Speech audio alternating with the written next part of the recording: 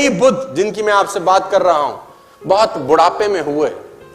सिद्धार्थ इनका नाम था। बहुत बुढ़ापे में पिता की संतान हुए। तो जब बहुत बुढ़ापे में संतान हुए तो पिता को इसका जब राजसूय यज्ञ किया गया जिसमें नामकरण संस्कार होता है बेसिकली, और नामकरण संस्कार में अलग अलग देशों से अलग अलग शहरों से लोगों को बुलाया गया। बुद्ध का नामकरण संस्कार हो रहा है। सिद्धार्थ है, जब अभी बुद्ध नहीं हुए हैं, अभी लड़का ही है खाली, और बहुत सालों के बाद बुढ़ापे में हुआ है। तो बड़े बड़े ज्योतिषियों ने सिद्धार्थ का हाथ देखा। 12 साल का एक लड़का जिसका नाम था कुदन्ना, छोटा ज्योतिषी, उसने भी इस बुद्ध का हाथ देखा, छोटे से बच्चे का।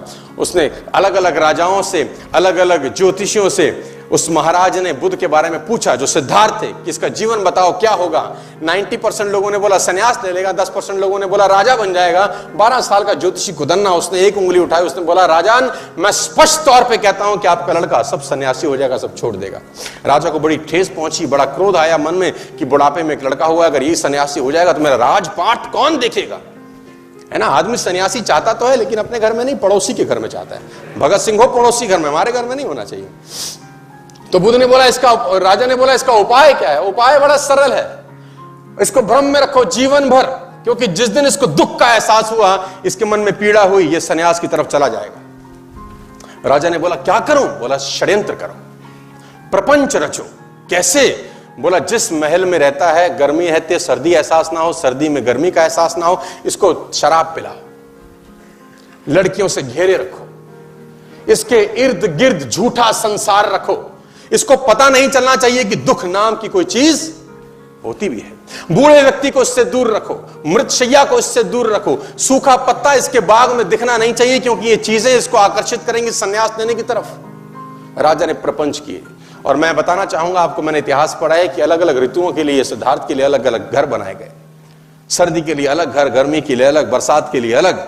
और बाग में उसके 24 घंटे 12 के 12 महीने उसके जो बगीचे में जो उसके जो माली थे वो 12 के 12 महीने बागवानी करते थे। पीला पत्ता उसमें अलाउड नहीं था क्योंकि पीले पत्ते को देख कर सन्यास जाग सकता है। और ये चलता रहा और वो दिन आया जिस दिन कुछ होना था बड़ा।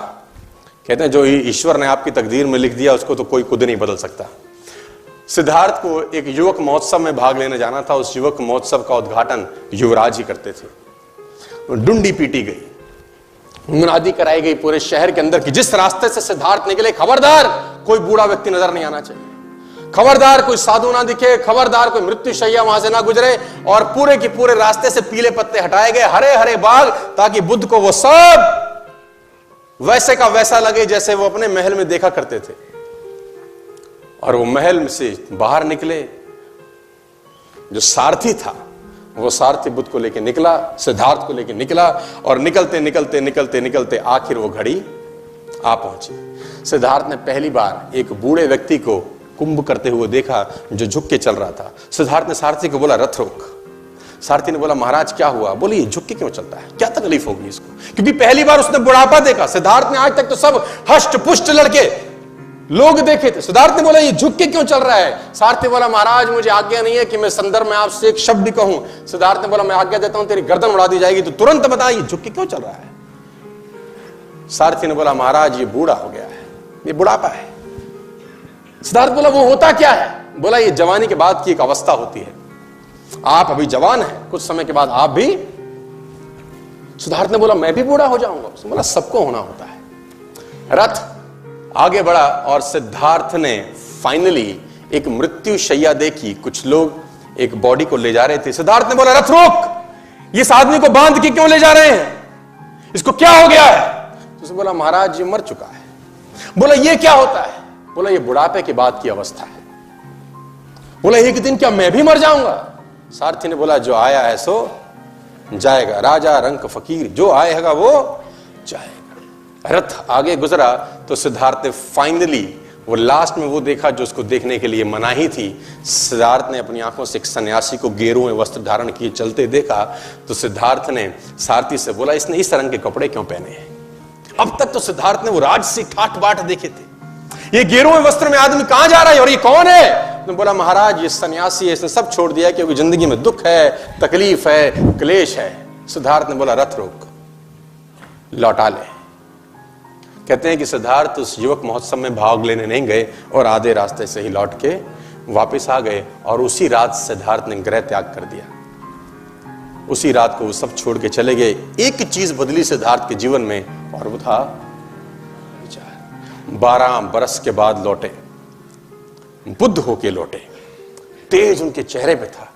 घर का किवाड़ खटखटाया, यशोधरा ने दरवाजा खोला। छोटा सा बच्चा था जब 12 बरस पहले सिद्धार्थ गए थे। यशोधरा ने पहले तो खूब गालियां दी कि तुम मुझे बता के नहीं जा सकते थे, मुझे पूछ के नहीं जा सकते थे। सिद्धार्थ बोला, मैं तुझे पूछता तो मुझको जाने देती। तू रो रही है, तकलीफ में है, गालियां दे रही है कि मैंने 12 साल तेरी सुध नहीं ली, मैं 12 साल तुझे चला गया छोड़ के। तू ये देख कि गया कोई और था यशोधरे, आया तेरे पास कोई और है। जो गया था वो लौटा नहीं है, लौटा कोई और है। मैं आपको बताना चाहूंगा सर, एक चीज बदलने से आपकी पूरी जिंदगी में भूचाल आ सकता है।